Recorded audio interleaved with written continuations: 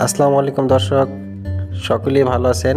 আজকে চমৎকার একটি মেসেঞ্জারের আপডেট নিয়ে আসছি, যেটা খুবই অসাধারণ। আপনারা না দেখলে আসলে বুঝবেন না। চলুন ভিউয়ার্স, আমরা একটু সরাসরি প্র্যাকটিক্যালি দেখি।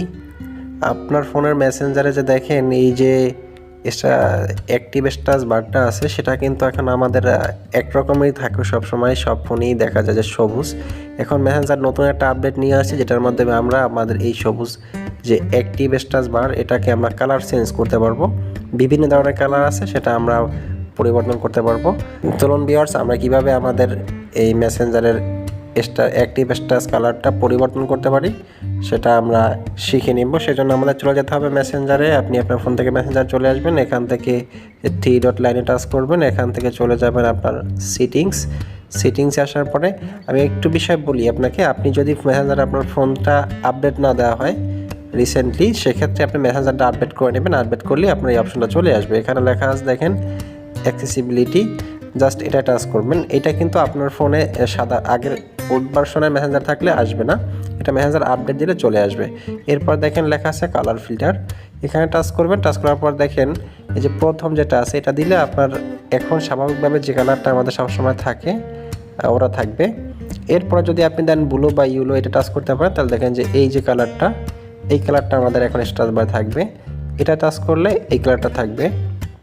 তারপর যে গ্রিন রিড দেন, তাহলে কালারটা থাকবে। সামনে আরও ফিচার নিয়ে আসতেছে মেসেঞ্জার এখানে। আপনার আসলে লুকসটা অনেক সুন্দর করার জন্য বিভিন্ন ধরনের আরও আপডেট আসবে, যেগুলো আসলে পর্যায়ক্রমে আপনাদেরকে দেখাবো।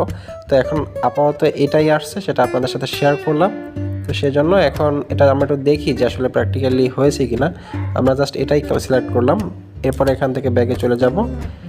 ব্যাগে আসার পরে দেখেন আপনার হোম স্ক্রিনে চলে আসবেন। এই যে দেখেন, এই যে আমাদের যারা অ্যাক্টিভ স্ট্যাটাস বার আছে, যারা অ্যাক্টিভ ছিল, তাদের কিন্তু কালারটা পরিবর্তন হয়ে গেছে।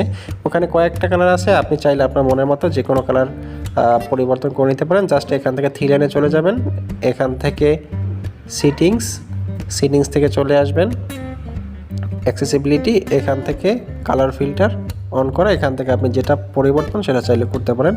আর যদি চান যে এটাকে আমি এখন এই মুহূর্তে আমার প্রয়োজন নেই, আমি এটা আবার আগের মতো করে ফেলবো, সেক্ষেত্রে আপনি জাস্ট এখান থেকে এই যে আনফিল্টার্ড লেখা আছে, জাস্ট এটা টাচ করবেন। এটা করে আপনি ব্যাক করে চলে আসবেন, তাহলে আপনার আগের মতো অবস্থানে চলে আসবে।